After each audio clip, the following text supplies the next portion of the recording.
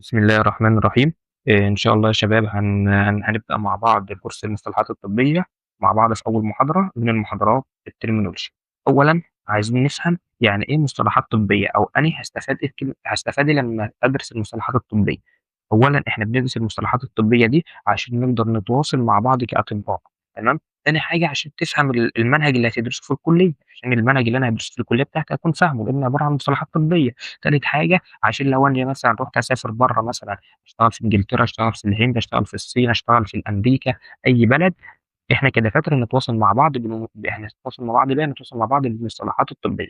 تالت حاجة عشان نفهم بعض الأمراض وبعض الإجراءات والأجهزة، يعني مثلًا كلمة زي كلمة CPR الكلمة دي لازم تكون فاهم معناها، كلمة زي كلمة مثلًا carditis أكون فاهم معناها، كلمة مثلًا الmyocardial infarction لازم أكون فاهم معناها لمّا آجي أسمعها وهكذا، تمام؟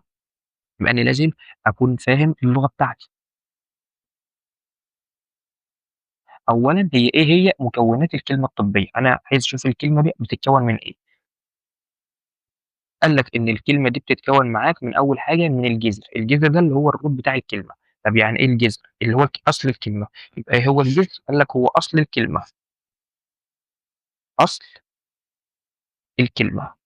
قال لك بقى ممكن أصل الكلمة ده أول حاجة أنا معايا الجذر، قال لك وفي بعد كده معانا إيه، معانا بعد كده ممكن نحط لها بداية اللي إحنا بنسميها بالإنجليزي prefix أو نحط لها نهاية فنسميها suffix. يبقى إحنا أصل الكلمة معايا حطيت لها بداية أو أحط لها نهاية، تمام. طب أصل الكلمة اديني أمثلة عليها. قال لك والله زي كلمة مثلًا عندي قلب قلب يعني بالإنجليش يعني heart، قال لك باللاتيني يعني cardo أو card. قلب يعني إيه؟ قلب يعني cardo.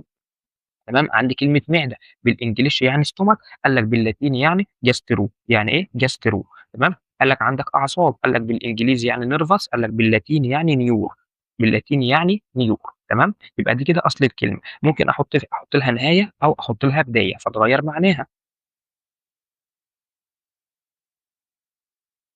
قال لك بعد كده البداية، أنا البداية دي كلمة أنا أحطها في أول الكلمة. قال لك يعني مثلًا عندي كلمة مثلًا زي كلمة تاكي، تاكي دي يعني إيه؟ يعني سريع. عندي كلمة تاكي دي يعني سريع، عندي كلمة برادي يعني بطيء، عندي كلمة هايبر يعني زيادة، عندي كلمة هايبو يعني نقص، تمام. قال لك الكلمات دي أنا دلوقتي أنت هتقول لي هل هم دول الكلمات بس؟ لأ، في كلمات كتير. هنخلّص المحاضرة ونقرأ الكلمات من القاموس. أولًا كلمة تاكي ممكن لو حطيتها لكلمة قلب مثلًا، ممكن أحط لها كلمة قلب فاقول تاكي كارديا. يعني إيه تاكيكارديا؟ قال لك يعني ضربات قلبه سريعة، ما هو كارديا يعني قلب، وتاكي يعني سريع، فلمّا آجي أفهمها هتقول لي معناها إن ضربات قلبه سريعة. طب لو حطيت كلمة برادي كارديا، فبرادي يعني إيه؟ قلنا يعني بطيء، مع الكارديا اللي هي القلب، فتبقى معناها ضربات قلبه بطيئة، تمام؟ تمام، بعد كده عندي كلمة هايبر ده أحطها إمتى؟ قال لك ممكن نحطها مع كلمة مثلًا tension، يعني إيه tension؟ قال لك tension يعني ضغط. tension يعني ضغط، فلو قُلت hypertension معناها إن ضغطه عالي. طب لو حطيت hypo اللي هي نقص، hypotension يعني معناها ضغطه قليل. عندنا حاجة مهيبرة يعني حاجة عالية، حاجة hypo يعني حاجة قليلة، وهكذا بقى في الكلمات. دي كده بالنسبة للprefix. ننتقل بعد كده لمين؟ للsuffix اللي هي كلمة باحطها في آخر الكلمة. قال لك بقى والله الsuffix، قال لك إن الsuffix دي حاجة بنحطها في آخر الكلمة. قال لك زي إيه؟ قال لك عندي كلمة مثلًا اسمها itis، itis دي معناها تشوفها يعني بتساوي معناها بتساوي inflammation اللي هو التهاب، بتساوي بالإنجليزي كلمة inflammation اللي هي بالعربي بتساوي التهاب. فأنا لو عايز أقول لك مثلًا حد عنده التهاب في المعدة مثلًا هاقول لك gastritis، قُلت لك يعني معدة وحُط itis يبقى gastritis يعني معدة. أقول لك مثلًا حد عنده التهاب مثلًا في القلب مثلًا أقول له itis يعني التهاب في القلب، وهكذا. فأنا عرفت ترجمتها إزاي، قُلت itis يعني التهاب وgastro يعني معدة، فيبقى عنده التهاب في المعدة، itis يعني التهاب وcardio يعني قلب، فعنده التهاب في القلب، تمام.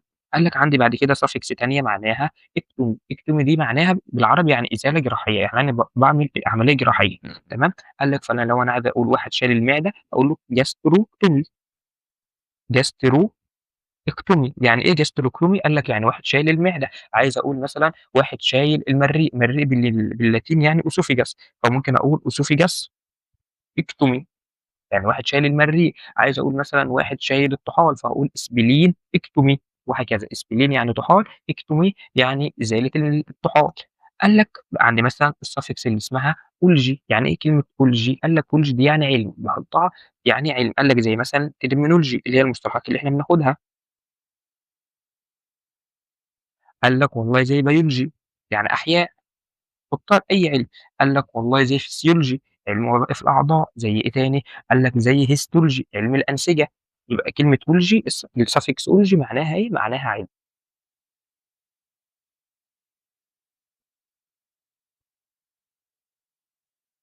قال لك ناخد أمثلة بقى على المصطلحات، ناخد اللي هي تكون مصطلح كامل.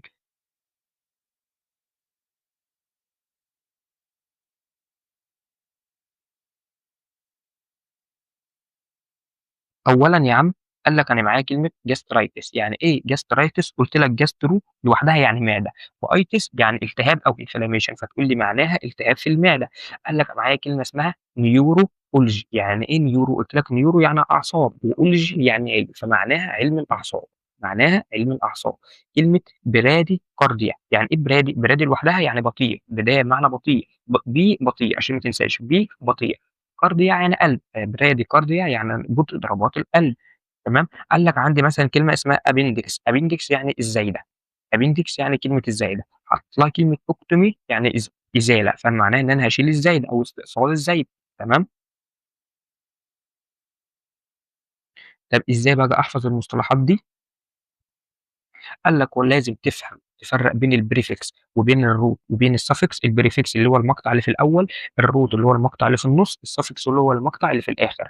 طب هل لازم ال3 ييجوا مع بعض في نفس الكلمة؟ قال لك لأ، ممكن ييجي 2 بس. زي كلمة إيه؟ زي كلمة gastritis جاي لك gastro لوحدها اللي هو الroot، وجاي لك itis اللي هي inflammation ما جاش فيها prefix.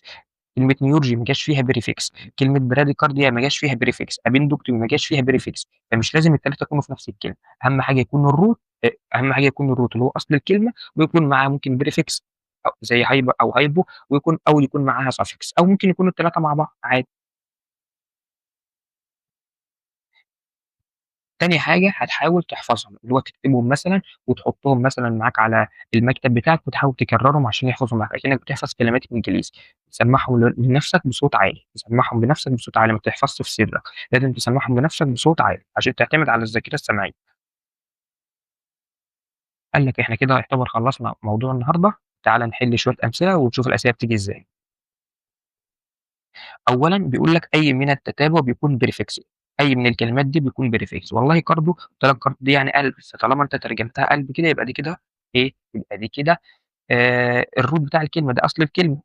طب itis لأ، قُلت لك itis دي كانت نهاية معناها inflammation، فدي كده لأ، هي دي كده دي suffix نهاية. طب hyper قُلت لك دي بداية بمعنى حاجة مهيبرة، يعني حاجة عالية، فهي دي الإجابة الصح. تمام. gastro قُلت لك ده root بمعنى إيه، بمعنى معدة، يبقى ده كده أصل الكلمة اللي هو معناها معدة، فتبقى الإجابة الصح معاك hyper. بعد كده يقول لك أي من التتابع بيكون root، يعني عايز كلمة أصلية. قال لك مين في ده؟ قال لك برادي. قُلت لك برادي يعني بطيء، دي prefix بمعنى بطيء. أولجي معناها علم، وعلم دي بتيجي فين؟ قال لك علم دي بتيجي في الآخر زي biology، فدي كده suffix. قال لك نفرو. نفرو معناها كلية، يبقى الروت هنا ما هيبقى مين؟ هيبقى النفرو. طب هايبو دي بادئة بمعنى نقص، فبتيجي في الأول. هايبو زي hypotension فتيجي في الأول، فكده برضه دي غلط. بعد كده بيقول لك أي من التتابع الآتي بيكون suffix، يعني حاجة بتيجي في آخر الكلمة. قال لك تاكي. قُلت لك لأ، تاكي دي بتيجي في الأول زي tachycardia يعني سرعة ضربات القلب، فدي بتيجي في الأول يبقى دي prefix. ديرم. قال لك كلمة ديرم معناها skin. ديرم دي معناها skin فدي تبقى root. إكتومي بتيجي في الآخر زي كلمة مثلًا جاستروكتومي يعني إزالة المعدة، فدي كده إكتومي suffix. طب كاردي قُلت لك ده root بمعنى إيه؟ بمعنى قلب. تكرار هيخلّي المعلومات تثبت معاك. قال لك بعد كده أي من التتابع مش root، مش root الكلمة، يعني مش root، كل ده root ما عدا واحدة. قال لك نيورو اللي هي أصلًا معناها أعصاب صح، ما ده root كلمة أصلية. جاسترو كلمة أصلية معناها معدة. أوستو عظام، أيوه كلمة أصلية. طب أوما، قال لك كلمة أوما دي بتيجي في الآخر معناها ورم، زي ما آجي أقول لك مثلًا جاستريوما يعني مثلًا معناها ورم فين؟ ورم في المعدة. أوستيوما، أوستو دي يعني عظام. أوستيوما يعني معناها إيه؟ قال لك معناها ورم في العظام، اللي هو سرطان في العظام يعني. تمام. فكلمة قوم هنا بتكون نهاية بمعنى آآ يعني قوم هنا والنهاية بمعنى واحد. تمام. يبقى أنا كده عندي الroot بيكون الكلمة الأصلية اللي هو أصلًا العضو عندك في الجسم، أو الكلمة الأصلية بتكون في جسمك، حطيت لها بداية اللي هي صفة، أو حطيت لها نهاية برضه اللي هي صفة. البداية صفة والنهاية صفة، سواء بقى أحطها في الأول الصفة دي زي كلمة hyper فتبقى في الأول، أو أحطها في الآخر زي كلمة ectomy فكده هتبقى suffix. إنما الroot بيبقى الكلمة بتاعتي الأصلية، اللي هو أصل الكلمة اللي إيه، اللي هو معنى الكلمة الأصلي. تمام. إحنا كده خدنا يعني إيه بيتكوّن من إيه، المصطلح الطبّي اللي هو بيتكوّن من الroot وبيتكوّن من الprefix والsuffix. قُلت لك إن الroot هو الكلمة الأصلية زي كلمة cardio اللي هي القلب، إنّما الprefix والsuffix دول صفات، كلمة تحُط في الأول أو كلمة تتحط في الآخر، لو اتحطّت في الأول يبقى prefix، اتحطّت في الآخر تبقى suffix. أمثلة على اللي تيجي في الأول قُلت لك كلمة hyper، كلمة مثلًا تاكي.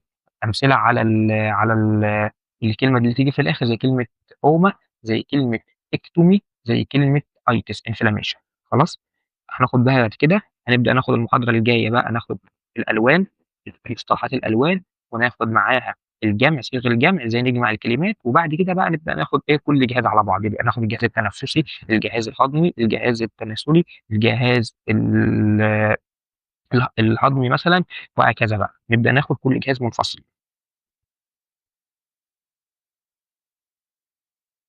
نرجع بقى نحاول نقرأ شوية كلمات عن المصطلحات الطبية.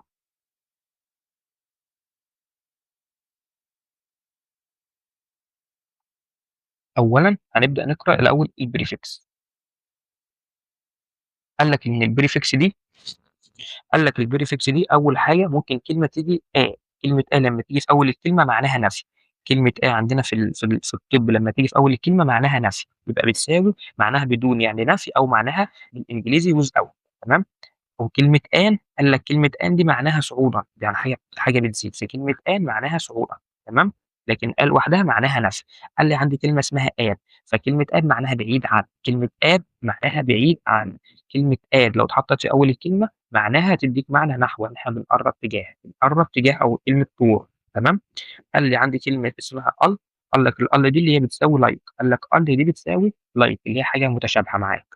تمام. عندي كلمة طبعًا دي كده ألوان لسه هناخدها. قال لك عندي كلمة ألّو، أل دي معناها أزهر، يعني كلمة ألّو بتساوي أزهر. تمام. عندي كلمة اسمها أنفو معناها مزدوج، أنفو معناها مزدوج. كلمة أنتِ يعني ضد، كلمة أنتِ يعني ضد.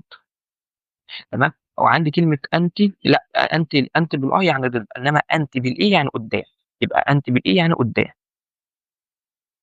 يبقى أنا كده معايا أنتِ بالآه يعني ضد عادي دي عارفينها من الEnglish، وأنتِ بالإي يعني قدّام. تمام. عندي كلمة آب يعني حاجة منفصلة، إنما آب كانت البي اللي هي التقيلة دي بتكون سوري البي الخفيفة دي الآب البي الخفيفة دي بتكون معناها بعيد عنّي.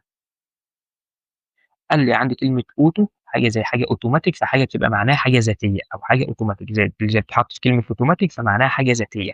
عندي كلمة بار يعني وزن، لمّا تيجي في الgym يقول لك إحنا هنشيل البار فمعناها إحنا هنشيل الوزن. تمام. قال لك باي يعني 2، قال لك بار يعني حاجتين مع بعض. تمام. بايو يعني أحياء أو حاجة حية زي كلمة بيولوجي. تمام. برادي يعني حاجة بطيئة بتساوي slow. قال لك براكي، قال لك براكي يعني حاجة قصيرة، يبقى برادي بطيئة، براكي قصير، بناكي قصير. تمام.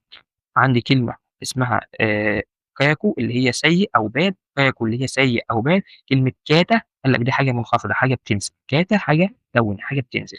عندي طبعًا اللون قلنا هنقولهم على بعضها الألوان. عندي حاجة يعني عايز أقول حوالين هاقول سِرقة، هاقول حوالين أقول سِرقًا. تمام. عايز أقول حاجة مشتركة فهاقول كُن، حاجة مشتركة هاقول أحط في بداية الكلمة كُن. طبعًا قُلنا ضد يعني أنتِ بالآي ومعناها تاني كونترا. تمام. وفي ضد برضه counter، يبقى عندي counter وcounter، ومعايا حاجة تانية اللي هي إيه، ومعايا اللي هي أنتِ بالآي. تمام. قال لك بعد كده عندي حاجة مخفية هاقول كريبتو، حاجة مخفية هاقول كريبتو. بعد كده معايا حاجة تحت هاقول دي، حاجة تحت هاقول دي، نازل يعني عاوز أقول descending يعني نازل، دي يعني نازل، إنما ascending يعني حاجة طالعة، باقول ascending يعني طالع، يبقى descending يعني نازل، ascending يعني طالع. تمام. عندي كلمة diplo يعني متضاعف. عندي كلمة الأرقام هنقولها على بعضها. عندك خلال يعني die. تمام. ثم الأرقام هنقول على بعضها. قال لك انفصال يعني ديس، انفصال يعني أول حاجة منفصلة أقول ديس، أقول ديس. تمام. قال لك وفي حاجة حاجة وحشة أو حاجة صعبة هاقول ديس. ديس بالواي يعني حاجة صعبة، عايز أقول كلمة dysphagia يعني صعوبة البلع، dysphagia يعني صعوبة البلع، كلمة ecto يعني حاجة برّه، إنما endo يعني جوّه، endo يعني جوّه، خلاص، epi يعني فوق، epi حاجة بتبقى فوق زي طبقة الepidermis، epi يعني برّه يعني فوق، تمام. والألوان قلنا هنقولها على بعضها. قال لك كلمة سَوِي يعني يو، سَوِي يعني يو، تمام. كلمة خارج زي يعني إكس زي ما باقول إكسترا يعني حاجة برّه، إكسترا يعني حاجة برّه، تمام. قال لك بعد كده أنثى يعني giant، أنثى يعني giant اللي هي برضه بتساوي الفيميل عادي، أنثى يعني giant، تمام. قال لك حاجة ملتوية حوالين بعضها قُل helical، تمام. نُص يعني hemi، عايز أقول نُص هاقول hemi، تمام. قال لك مختلف يعني hetero، فعايز أقول كلمة مثلًا حاجة مختلفة أقول heterogeneous، heterogeneous يعني heterogeneous يعني حاجة مختلفة. قال لك كُل يعني كُلّه، جاي من whole، جاي من whole، تمام.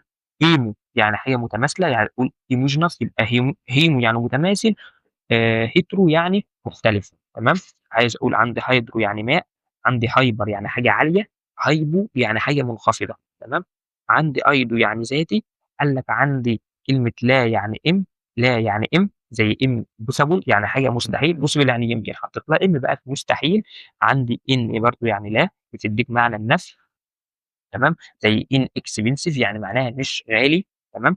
عندك infra يعني حاجة تحت، infra يعني حاجة تحت، inter طبعًا يعني ما بين، وفي intra يعني داخل، intra بالإيه يعني داخل، إنما inter يعني حاجة ما بين، تمام. قال لك متشابه يعني أيبس، قال لك متساوي يعني أيزو، عايز أقول أيزومر يعني حاجة في الكيميا حاجة كنت واخد مصطلح اسمه أيزومر يعني حاجة متشابهة، تمام. سيب الألوان.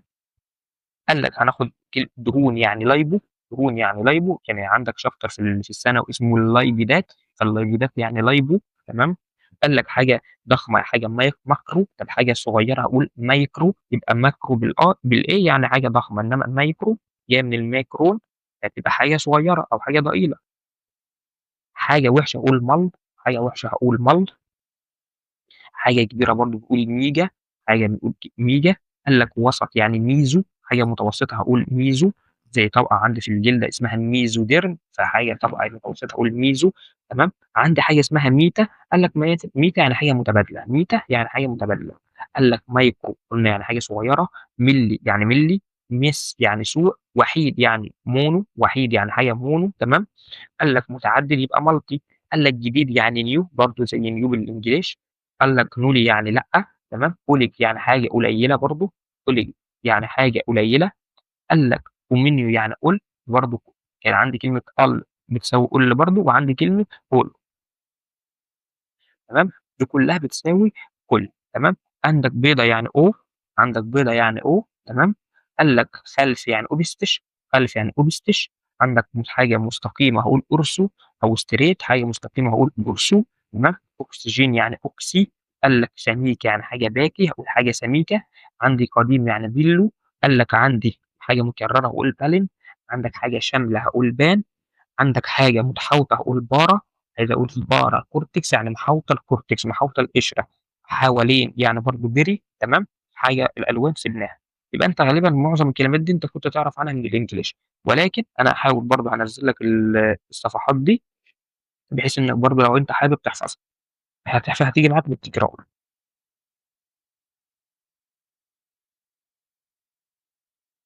ناخد بعد كده شوية من الsuffix. قال لك حاجة suffix. أول حاجة عندي كلمة allergia يعني حاجة ألم، فأنا لو عايز أقول عندي ألم في المعدة هاقول gastralgia يعني ألم في المعدة، يبقى allergy يعني ألم. قال لك عندك حاجة عايز حاجة أقول حاجة متعلقة بيها أقول ال أو ار، أحطها طبعًا في الآخر صوت دي بتيجي في الآخر، تمام. قال لك area يعني متعلق بيه، إنزيم يعني is، فأي حاجة آخرها is يعني إنزيم، تمام. قال لك كلمة أرتج يعني حاجة رطب. قال لك عندي خلية غير ناضجة هاقول blast، إنما لو خلية ناضجة هاقول cyst، لو خلية غير ناضجة هاقول blast، لو ناضجة هاقول cyst، يبقى cyst لو ناضجة. قال لك كديميا اللي هي مستوى ثاني أكسيد الكربون. قال لك كلمة سَطَتي اللي هي السيلة، يعني واحد يقول لك عنده فتاء مثلًا أقول له السيلة. قال لك عندي بعد كده الثقب أقول له synthesis، ثقب synthesis. قال لك عايز أقول تجويف أقول سيليا، عايز أقول مثلًا كلمة بلاستوسيليا يعني حاجة مجوفة، قال لك عايز أقول مثلًا خلية يعني صحيح، عايز أقول مثلًا خلية مثلًا عايز أقول خلية دم حمرا أقول إريثروسايت، إريثرو يعني أحمر وسايت يعني خلية، فأقول إريثروسايت يعني خلية حمراء. قال لك ديما يعني ورم، ديما يعني ورم، إنما ديرما يعني جلد، ديرما بتيجي معنى جلد، تمام. قال لك عايز أقول أثبت حاجة جراحية أقول ديسيس، عايز أعمل جرح أقول دروما، عايز أفتح حاجة أقول duct، فتح أنبوبة أو فتحة يعني duct، ألم يعني دينية أو أليج، يعني ألم يعني دينية أو أليج، تمام. قال لك بعد كده عندي إزالة جراحية يعني إكتومي، حاجة متعلقة بيه يعني قال لك عايز أوسّع حاجة أقول إكتيزيا، قال لك عايز أعمل إزاحة أقول إكتوبيا، عايز أعمل ورم قلنا أقول إديمة، قال لك عايز أرجّع أقول إمسيس، عايز عندي دم أقول إميا، عشان كده كان عندنا مصطلح اسمه أنيميا يعني ما فيش دم، نيميا يعني معناها ما عندكش دم، ما فيش دم خالص، اللي هو يعني قلة الدم يعني، تمام. قال لك عندك عايز أحط كلمة إير يعني معناها شخص، قال لك إحساس يعني إيسيزيا، تمام. قال لك حاسة التذوق يعني جوزة، حاسة التذوق يعني جوزة، قال لك صورة يعني جرام أو جراف، صورة يعني جرام أو جراف أو جراف، تمام. قال لك بعد كده عندي دم يعني هيم، كلمة دم يعني هيم، قال لك حالة يعني أيا، حالة يعني أيا يعني معناها حالة، تمام. قال لك عايز أقول مثلًا كلمة أخصائي هاقول أيكن، أو عايز أقول مثلًا أيس، عايز أقول مثلًا طبيب متخصص في القلب أقول cardiologist، cardiologist، cardiologist أحط في آخر الكلمة اس، تمام. أيتس يعني التهابات، أيتري يعني اختصاص طبي، قال لك بعد كده في أيتريست يعني الشخص اللي هيعالج، قال لك كلام يعني ليلى، قال لك في بعد كده نوبة يعني لبزي، نوبة يعني لبزي، قال لك بعد كده دراسة يعني أولوجي أو علم زي كلمة بيولوجي، قال لك انحلال يعني لايسيس، انحلال يعني لايسيس متخصص في دراسة يعني لوجيست زي كارديولوجيست اللي هو متخصص في القلب، ماليشيا يعني حاجة متلينة، قال لك مانيا يعني جنون، ميجا ليه يعني برضه حاجة كبيرة، إنما لو جات ميجا بتيجي في الأول، تمام. ميتر يعني حاجة بالنسبة اللي هو المتر، قال لك عملية القياس نفسها اسمها متر، تمام.